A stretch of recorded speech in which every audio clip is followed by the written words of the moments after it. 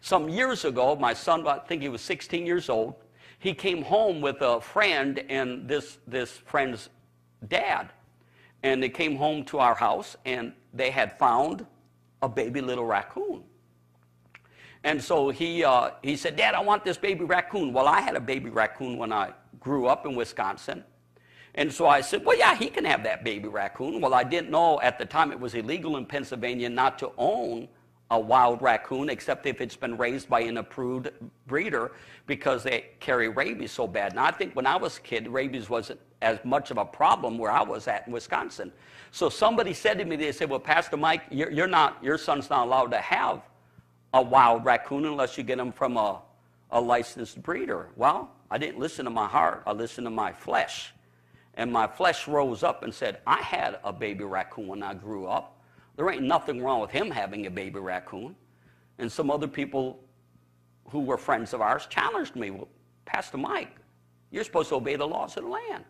Says you're not. Your son ain't allowed to have that raccoon. I said, well, my son's having that raccoon. I got stubborn, and I disobeyed. I knew better, but how many of you ever disobeyed and you know better? How many know that a lot of our problems is caused because of disobedience? Well, aren't you glad that God's merciful? So he's got this raccoon. Well, unbeknownst to me, I didn't realize this until afterwards, that these animals can be born with rabies dormant in them when they're babies, and sometimes it won't become active for up to 3 months. Well, about 3 months went by, and he named his raccoon Rascal. So now Rascal's into everything, you know. He's got Rascal around the kids at the church. Everybody loves little Rascal, you know. And one night, Danny came to me, and Danny said this to me. He said, Dad, I had a terrible dream last night. And at the time, my son wasn't right with God. Had a terrible dream last night. And I said, what's that? Rascal grew up to be like this monstrous bear, and he devoured me, Dad. He devoured me. Well, right then and there, I should have known. I should have seen the red lights going off, because he just had a warning from God. But I didn't. I just kind of shoved it off. So a couple of weeks went by, and my son Daniel began to get very sick, running a high fever, just really acting sick. And then one day he came to me, and he was really upset. He said, Dad, I need to tell you. He said, Rascal isn't acting normal. I said, what? He's bumping into everything. He's really acting weird. He's almost violent. And right away, I knew, because I was around wildlife all my life when I was a kid growing up on the farm and hunting, and even though I ran with a gang outside of Chicago, and I knew in my heart it was rabies. So I went into his room, and there Rascal was, running into the walls, bumping off of stuff, couldn't stand up. I said, oh, no, man, I'm in trouble. I'm in trouble. I'm in big trouble now, man. So Danny, I knew Danny had been running a high fever. He's not acting right. So I called up the State Department or the Forest Department, the Rangers. I got on the phone, and I said, I've got a problem here. I'm Pastor Mike Yeager from Jesus is Lord, and we found a wild raccoon some months ago, a baby raccoon. I took the baby raccoon in, and we think something is wrong with this raccoon. And they said, well, Reverend, did you know you weren't allowed to take a wild animal in? I said, yeah, I knew it. I said, I did it anyways. They said, well, we're going to have to fine you. I said, I don't care, and they did. They gave me a fine for doing that. So they said, well, we'll be right out. So they came out, and I had gotten Rascal into a cage and took him down, and I put him out, and I could take you right there where it was. And the forest ranger got an older guy, and he walks up, and he begins to examine that raccoon, and he looks at me very seriously. He said, Reverend, I'm sorry to tell you. I said, what? He said, if I've ever seen an animal out of 30, I think it was like 30 years of forestry, he said, this raccoon has rabies. I said, what? It's got rabies, Reverend.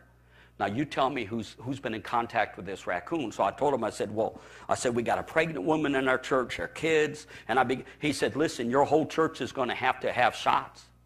Because in them days, they had, I don't know if they got some other kind of form now. And I told him, I said, well, my son, and he said, well, tell me what, and he looked at me, he got really grave, and I could see tears filling his eyes. He said, I'm sorry to tell you, Reverend. He said, from what you're telling me when it comes to your son, Daniel, it's too late for him. I said, what do you mean it's too late? He says, it's too late for him. He said, he's had it too long. He says, we can't do nothing for him. And I said, you got to be kidding. He said, no, I'm telling you seriously.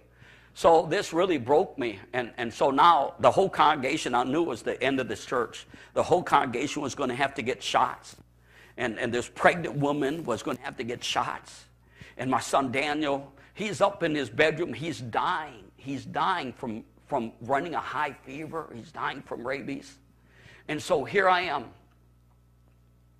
And I don't know what to do but to cry out to God. And so I got my wife and my son and other people around my son's bed, and we're all weeping and crying and wailing. We're just crying because my son Daniel's dying, and everybody's going to have to get shots. And so we're crying and we're crying and we're crying and we're repenting. And I'm saying, oh God, please forgive me. I'm so sorry. You know, so this is going on. And after we prayed for I don't know how long together as a family, my family kind of sulked off, and they're all weeping and crying. And I went into my main front room, and we had a wood stove there. And I opened up the wood stove, and I took all of those wood ashes from the winter, and I dumped them over my head. I put them in a box or something, and I dumped all these ashes over my head. I didn't care about the floor. I didn't care about my clothes. And I laid in these ashes, these ashes from the wood stove. And I wept and I cried, and I prayed, and I wept and I cried and I prayed.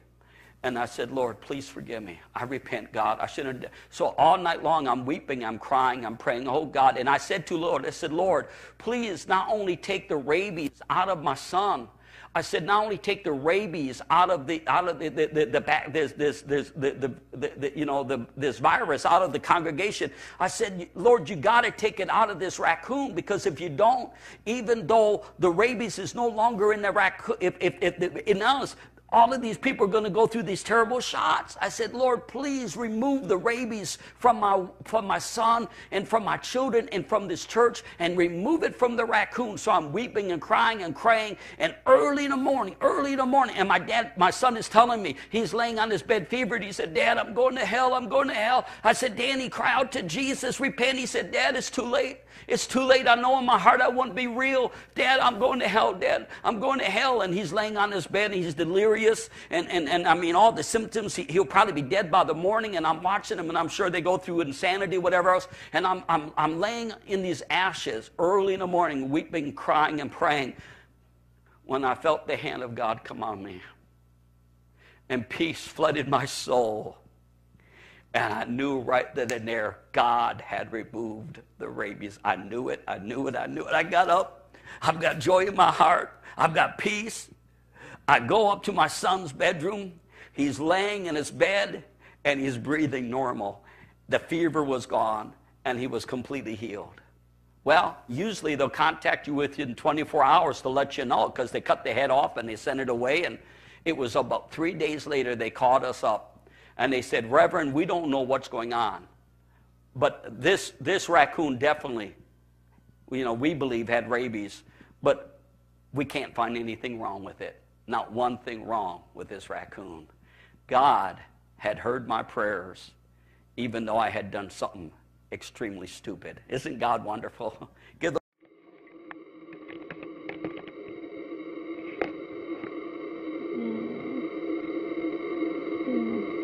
He got shot or something. He got into some rat poison or something. He's gonna fall over backwards. Yeah. Oh, baby.